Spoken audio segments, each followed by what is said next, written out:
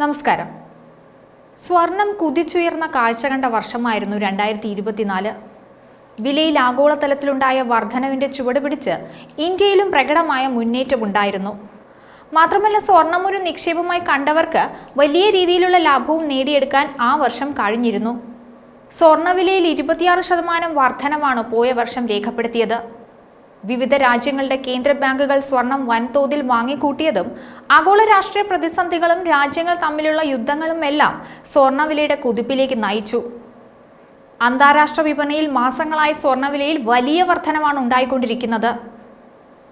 ലോകത്തിലെ തന്നെ പ്രധാന സ്വർണ്ണ വിപണികളിൽ ഒന്നായ UAE-യിലും ഇതിന്റെ മാറ്റങ്ങൾ കാണാനുണ്ട്.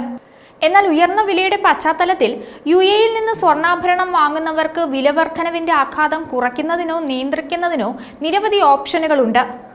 സ്വർണം വാങ്ങാനായി നിരവധി പദ്ധതികളും ജ്വല്ലറിക്കാർ അവതരിപ്പിച്ചിട്ടുണ്ട്. നിശ്ചിത വിലകളിൽ മുൻകൂട്ടി ബുക്ക് ചെയ്യുക, തവണകളായി പണം അടയ്ക്കുന്നതിനുള്ള പദ്ധതികൾ തിരഞ്ഞെടുക്കുക, സേവിംഗ് സ്കീമുകൾ, പണിക്കൂലിയിൽ കിഴിവുകൾ തുടങ്ങിയവയാണവ. ഭൗമരാഷ്ട്രീയ സംഘർഷവും കേന്ദ്ര ബാങ്കുകളിൽ നിന്നുള്ള ശക്തമായ ഡിമാൻഡും കാരണം സ്വർണ്ണവിലകൾ ഉയർന്നു നിൽക്കുമെന്ന് തന്നെയാണ് വ്യാപാരികളും പറയുന്നത്. കഴിഞ്ഞ ആഴ്ച സ്വർണ്ണവില ഔൺസിന് $2,950 എന്ന നിലയിൽ എത്തിയിരുന്നു. ഈ വർഷം ആദ്യ പാദത്തിൽ സ്വർണ്ണവില $3,000 എത്തുമെന്നും പിന്നീട് വർഷാവസാനം $3,500 ഉയരുമെന്നുമാണ് വിദഗ്ധരുടെ വിലയിരുത്തൽ.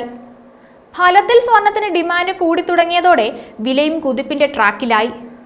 ട്രംപിന്റെ ബിസിനസ് നയങ്ങൾ, ഗവൺമെന്റിന്റെ ചെലവ് വെട്ടിക്കുറയ്ക്കാനുള്ള അദ്ദേഹത്തിന്റെ തീരുമാനം എന്നിവ മൂലം കടപ്പത്ര ആദായ നിരക്ക് അല്ലെങ്കിൽ US ട്രഷറി ബോണ്ട് ഈൽഡ് താഴുന്നതും സ്വർണത്തിനാണ് നേട്ടമുണ്ടാകുന്നത്. ബോണ്ടിൽ നിക്ഷേപമിട്ടാൽ മെച്ചപ്പെട്ട ലാഭം കിട്ടില്ലെന്നതിനാൽ സ്വർണത്തിലേക്ക് ചുവടും മാറ്റുകയാണ് നിക്ഷേപകരും. അതാണ് ഗോൾഡ് ETF-ന് നേട്ടമാകുന്നത്. ഓഹരി, കടപ്പത്ര നിക്ഷേപ സാഹചര്യം തുടങ്ങിയവ അനുകൂലമാകും വരെ സ്വർണ്ണ നിക്ഷേപ പദ്ധതികളിലേക്കാവും പണം ഒഴുകുക. കഴിഞ്ഞ 10 വർഷമായി സ്ഥിരതയുള്ള നേട്ടമാണ് നിക്ഷേപകർക്ക് സ്വർണം നൽകിക്കൊണ്ടിരിക്കുന്നത്. കഴിഞ്ഞ 10 വർഷത്തെ സ്വർണത്തിന്റെ ശരാശരി വാർഷിക റിട്ടേൺ 8%. ഇക്കാലയളവിൽ ആഗോള സാമ്പത്തിക പ്രതിസന്ധി, കോവിഡ് പോലുള്ള മഹാമാരി എന്നിവ ഉണ്ടായിട്ട് പോലും സ്വർണം വളർച്ച രേഖപ്പെടുത്തിയിരുന്നു. 2023-ൽ 13.1% സ്വർണത്തിന്റെ വാർഷിക റിട്ടേൺ എന്നെടുത്ത് പറയണം. 2025-ൽ അടിസ്ഥാന പലിശ നിരക്ക് കാര്യമായി കുറയ്ക്കില്ലെന്ന് ഫെഡറൽ റിസർവ് നേരത്തെ വ്യക്തമാക്കിയിരുന്നു. ഫെഡറൽ റിസർവിന് ഈ തീരുമാനത്തിൽ ഉറച്ചു നിൽക്കാനാകുമോ എന്നത് തൊഴിലില്ലായ്മ കണക്കിനെ കൂടി ആശ്രയിച്ചിരിക്കും.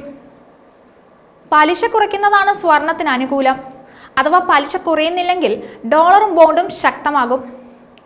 സ്വർണ്ണവിലയുടെ കുതിപ്പിന്റെ വേഗം കുറയും.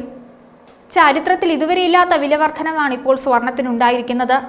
കാര്യം ഇങ്ങനെയൊക്കെ ആണെങ്കിലും സ്വർണത്തിന്റെ വില കൂടുന്നത് മലയാളികൾക്ക് നെഞ്ചെടുപ്പ് കൂട്ടുന്നുണ്ട് എന്ന് പറയാതെ വയ്യ. മറ്റൊരു വീഡിയോയുമായി വീണ്ടും കാണാം. ന്യൂസ് ഡെസ്ക്, ഈനാട് മലയാളം.